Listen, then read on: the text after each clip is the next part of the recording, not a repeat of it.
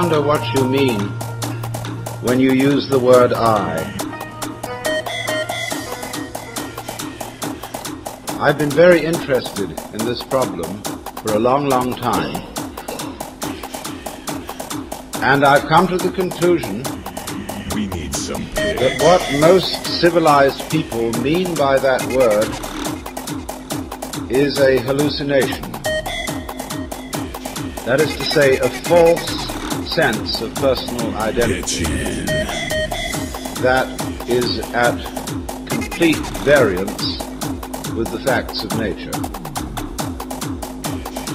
And as a result of having a false sense of identity, we act in a way that is inappropriate to our natural environment.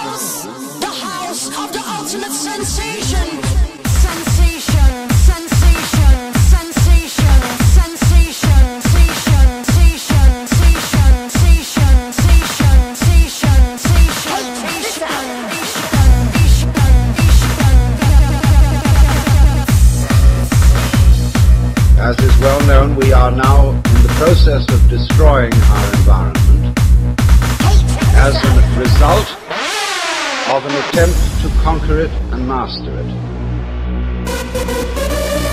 And we have not realized, therefore, that our environment is not something other than ourselves.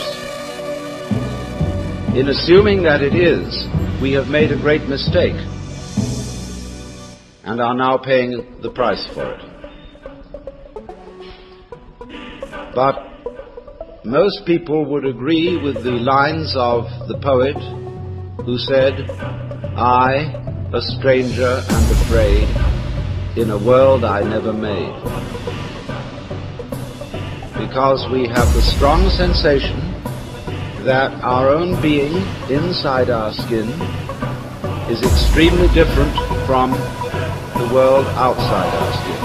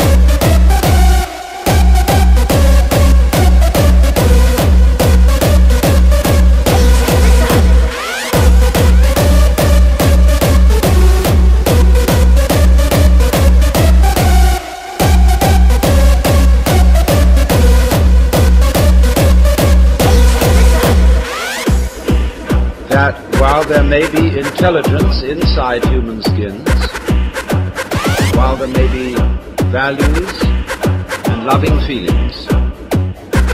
Outside the skin is a world of mechanical process which does not give a damn about any individual, and which is basically unintelligent, being gyrations of blind force.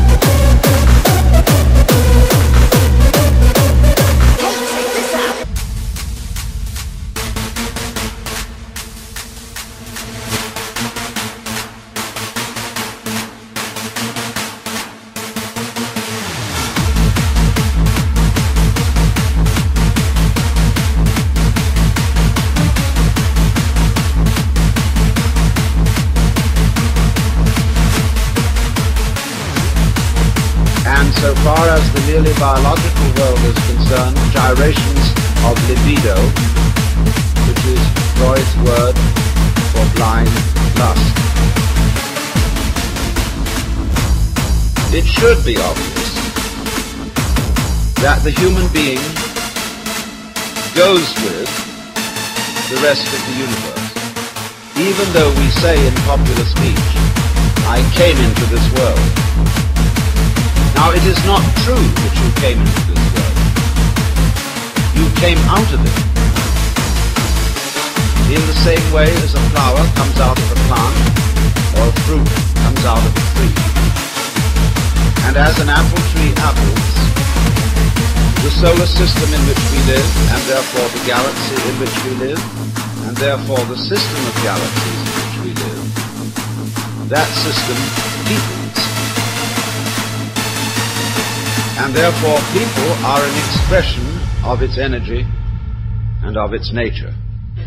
If people are intelligent, and I suppose we have to grant that if, then the energy which people express must also be intelligent, because one does not gather figs from thistles and grapes from thorns. But it does not occur, you see, to the ordinary civilized person to regard himself or herself as an expression of the whole universe. It should be obvious that we cannot exist except in an environment of earth, air, water, and solar temperature, that all these things go with us and are as important to us, albeit outside our skins, as our internal organs, heart, stomach, brain, and so forth.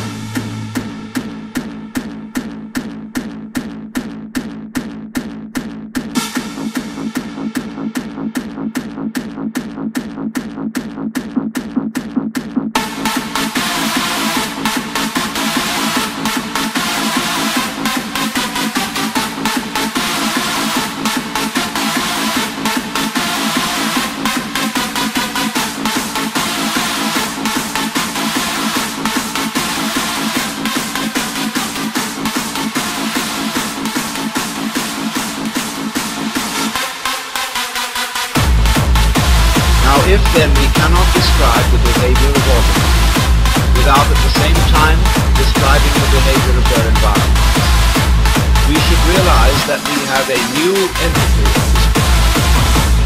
not the individual organism alone, but what would now be called a field of behavior, which we must call rather clumsily the organism-environment. You go with your environment in the same way as your head goes with the rest of your body. You do not find in nature faces arriving in the world sui generis. They go with bodies, but also bodies do not arrive in the world which would be, for example, a plain ball of scrubbed rock floating without an atmosphere far away from a star. That will not grow bodies. There is no soil for bodies. There is no complexity of environment, which is body producing.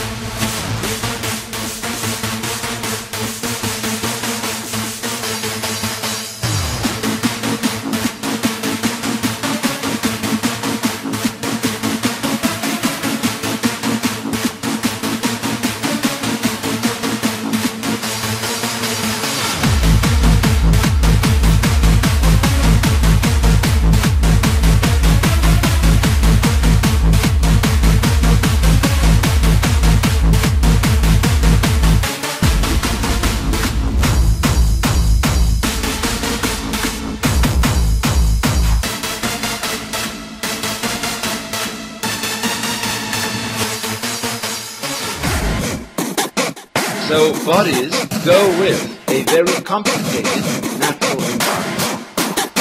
And if the head goes with the body and the body goes with the environment, the body is as much an integral part of the environment as the head is part of the body.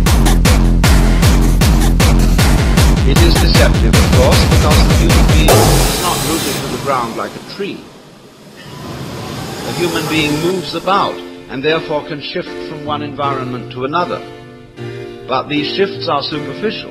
The basic environment of the planet remains a constant. And if the human being leaves the planet, he has to take with him a canned version of the planetary environment.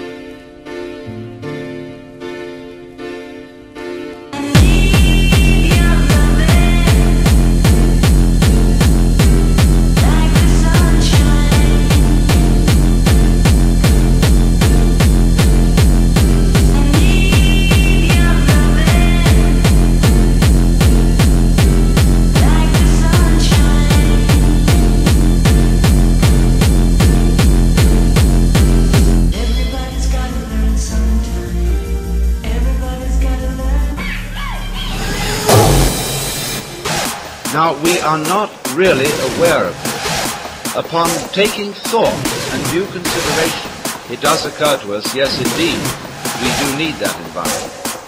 But in the ordinary way, we don't feel it. That is to say, we don't have a vivid sensation of belonging to our environment in the same way that we have a vivid sensation of being an ego inside a bag of skin, located mostly in the skull, about halfway between the ears and a little way behind the eyes. And it issues in these disastrous results of the ego, which, according to 19th century common sense, feels that it is a fluke in nature. He can no longer trust the wiggly, random, and unintelligible processes of nature to develop him any further, but he must interfere with his own intelligence and through genetic alterations breed the kind of people who will be viable in society and that sort of thing. Now this, I submit, is a ghastly error, because human intelligence has a very serious limitation. That limitation is that it is a scanning system of conscious attention which is linear. That is to say, it examines the world in lines, rather as you would pass the beam of a flashlight across a room or a spotlight. That's why our education takes so long. It takes so long because we have to scan miles of lines of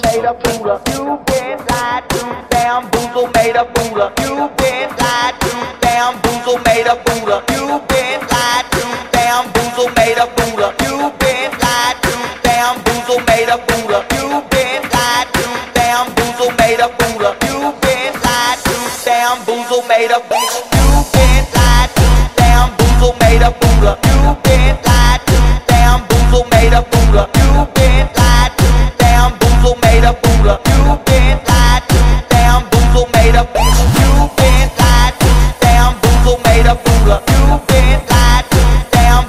made a fool of. You've been lied to. Bamboozle made a fool of. Bamboozle made a fool of. Bamboozle, boozle, boozle, bamboozle made a. And we regard that, you see, as basic information. Now, the universe does not come at us in lines. It comes at us in a multidimensional continuum in which everything is happening all together everywhere at once. And it comes at us much too quickly. Bamboozle made a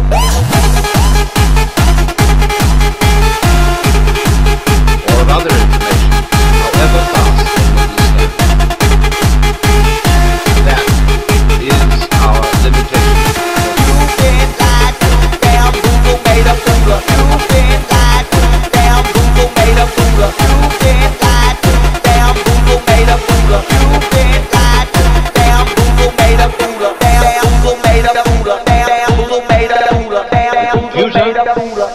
Will greatly speed up linear scanning, but it's still linear scanning. And so long as we are stuck with that form of wisdom, we cannot deal with more than a few variables. Now, what do I mean by that? What is a variable? A variable is any one linear process. Let's take music. When you play a Bach fugue, and there are 4 parts to it, you have 4 variables. You have 4 moving lines, and you can take care of that with 2 hands. An organist using 2 feet can put in 2 more variables and have 6 going. And you may realize that if you've ever tried to play the organ, it's quite difficult to make 6 independent motions go at once. The average person cannot do that without faith. The average person cannot deal with more than 3 variables at once without using a pencil. Now, when we study physics, we are dealing with processes in which there are billions of variables. This, however, we handle by statistics. In the same way as insurance companies use actuarial data to predict when those people will die. If the average age of death is 65, however, this prediction does not apply to any given individual. Any given individual will live to plus or minus 65 years. And the range of difference may be very wide indeed, of course.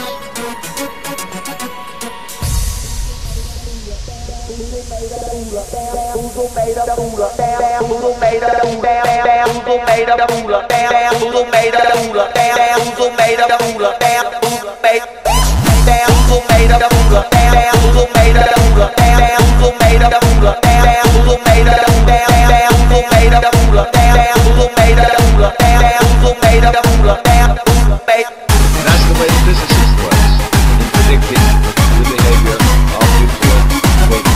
You've been lied to. Bamboozle made a fool of. You've been lied to. Bamboozle made a fool of. You've been lied to. Bamboozle made a fool of. You've been lied to. Bamboozle made a fool of. You've been lied to. Bamboozle made a fool of. You've been lied to. Bamboozle made a fool of. You've been lied to. Bamboozle made a fool of. You've been lied to. Bamboozle made a fool of. Bamboozle made a fool of. Bamboozle made a fool of. Bamboozle made a fool of. Bamboozle made a fool of. Bamboozle made a fool of. Bamboozle made a fool of. Bamboozle made a fool of. Bamboozle made a fool of.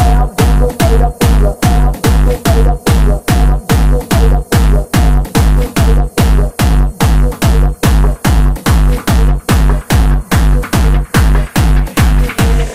And the individual feels, what on earth can I do?